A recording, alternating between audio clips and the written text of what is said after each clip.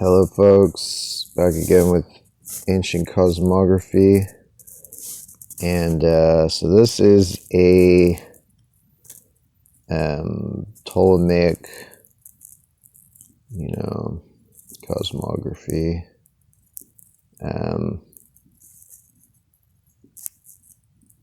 Here it's like depiction of the Ptolemaic universe.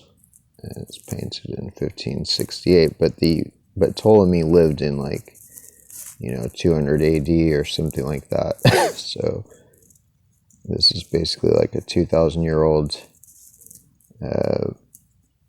system. The only difference, I think, is just that in the 1500s they added a new map of America in place of whatever ancient maps of America Ptolemy had, which were destroyed. I mean, Ptolemy has, there's a lot of Ptolemaic maps of America, but they're usually come down to us in weird forms that don't make sense. So I'm sure there were much more straightforward Ptolemaic maps of America, besides just the ones that show America that just show the coast of like the East Coast, or they just show the West Coast. But what this shows is that in the Ptolemaic system, the planet, when they talked about the planet, like modern, people, modern, so-called modern people, I don't know what's the name for people who go along with US and British academia and modern, nonsense of, fake superiority. But anyway, I call them moderns. But they try to claim that Ptolemy's universe only included, not only did it only include Afro-Eurasia, but it only included some small part of Afro-Eurasia or something, or no, I guess they acknowledge that that his encompassed most of Afro-Eurasia, but that was it. Whereas this shows that that's only accounting for half of his cosmography, and the other half was the Western Hemisphere, America. And this confirms what I've found from the ancient Egyptian maps, which is that the system of dividing the planet into two hemispheres was already current 4,000 years ago in Egypt, based on the Book of Two Ways. So, certainly it would have been still there 2,000 years ago when Ptolemy lived in Alexandria. So, just more things that we've been lied to about history. This idea that our modern system of Eastern and Western hemispheres is somehow a new system. It's literally one of the most ancient systems that exist. So yeah, and then these are just the spheres of the planets, Moon, Mercury, Venus, the Sun, Mars, Jupiter, Saturn, and the firmament, which just means the fixed stars, basically, all the what modern people call stars, but really are the fixed stars, as opposed to what modern people call planets, which are the active stars. And that's what planet means, active, mobile, and so yeah, just it's they already knew what the planets and other asterisms, what their positions were in the Western Hemisphere.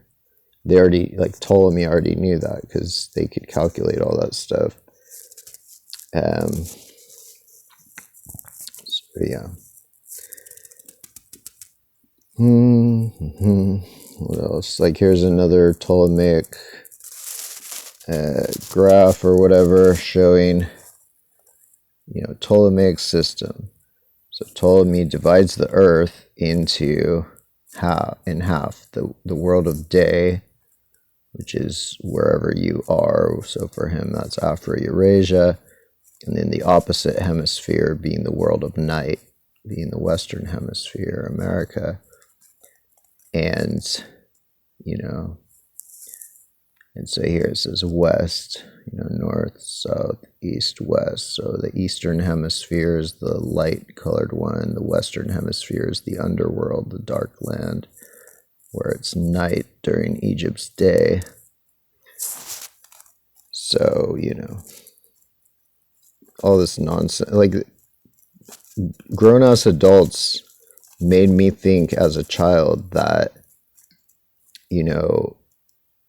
that before Columbus, they didn't even know the earth was round. Meanwhile, now that I'm like able to actually read for myself, I know that the earth has been well known to be globular since the time of Plato, since the time of Eratosthenes, and even since the time of Homer, and probably much, much, much earlier. There's never been a more evil, degenerate,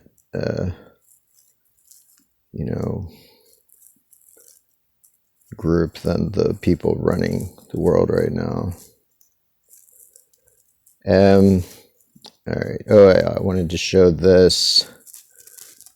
I just thought it was awesome. At the farmer's market, I was tabling, I table for Santa Cruz Brave and Free, civil liberties organization that we started last year.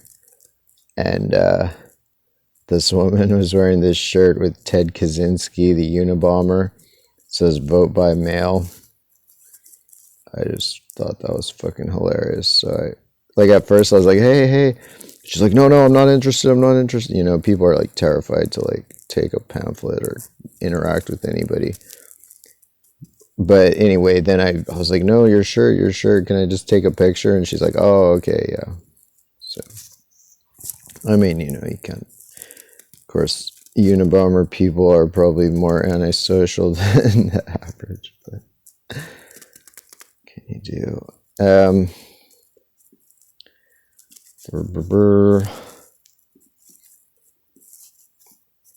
And I did another open mic. I've now done 2 open mics in town about archaeology. So I did one about the underworld and how the underworld is, America's underworld is Afro-Eurasia and vice versa.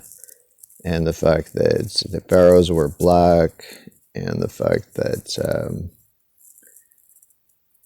that we're descended that we're Neanderthaloid hybrids and Denisovan hybrids, modern people are, and the fact that I think there were some other red pills I dropped on them, and then this time I was telling them more about the underworld maps from Egypt. And then I sang them a song. Sang the Whispering Pines from the band. But, it went pretty well, so I probably might go there every week, or at least I'll probably go next week. So this is a new comparison I did. This, I think, is my first, complete comparison of this scene. Relatively complete.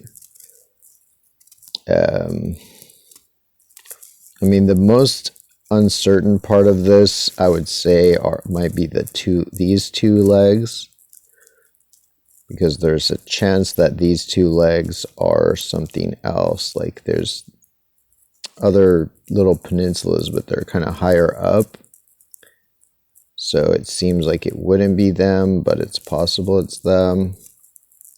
But everything else I'm pretty certain about. So this is a comparison that includes, I had to screw around with it. I had to put in this rectangle of an extra space so I could fit this zoom in and this part. So I'm basically figuring that the Atlatl, this part right here, is the Lesser Sunda Islands. Yeah. So Papua, Australia, Philippines, Taiwan, Sulawesi, Indonesia, Busuanga, Philippines, and Palawan, which is part of Palawan, which this is the main island of Palawan. And so anyway, that's the bird on a stick. You know, he's like a bird with the beak right there and stuff. And so yeah, these guys, and you know, this is the head of this critter right here. This head is Zamboanga. So there's like a battle between Zamboanga and Busuanga here. Although in reality, Zamboanga, you know, Busuanga is actually this. So, but I zoomed it in, and you know, everything is a bit reconfigured in these type of things because they're making it tell a story. That there's a battle between Papua and Australia which are the two closest island, you know, major islands to each other, and there's a battle between the Philippines and Palawan and Busuanga, which is the closest thing to. I mean, it's technically part of the Philippines, but you can see it's closer than anything else. So it makes sense that it's part of the same motif here, the same story.